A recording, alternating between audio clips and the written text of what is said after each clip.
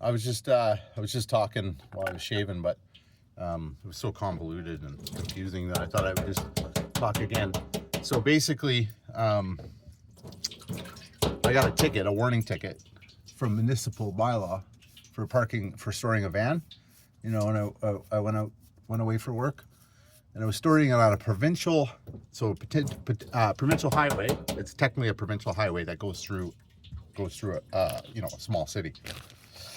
So they don't have the authority to issue that ticket, but they can issue a warning ticket. So, you know, it didn't cost me anything like that. It's just a warning, right? But it's not a city street. It is maintained in part by the municipal bylaw, but authority for enforcement is provincial, right? So it actually technically be the RCMP. So if they did issue a ticket, I could just, not pay it, and there's no repercussion, or you could willingly pay it. And I think it's good for people to know that. It's like, you can willingly pay anything if you want. You can sign up for that kind of thing. But yeah, there's a little warning ticket, and then, when it comes to Crown land, that's federal, sometimes managed through provincial.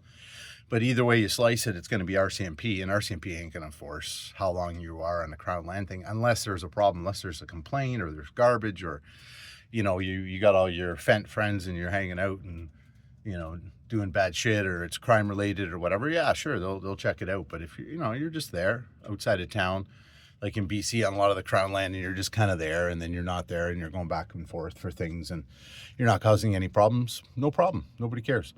And it has to be RCMP to do that, or something ministry, something of federal conservation, blah, blah. There's actually four potential ownerships of any land that you park your van on in Canada. There's one that nobody seems to realize is there's treated First Nation land.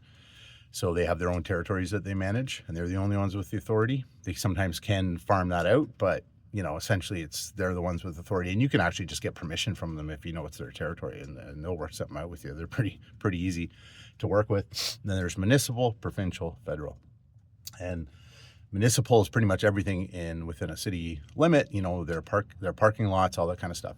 They have the most people.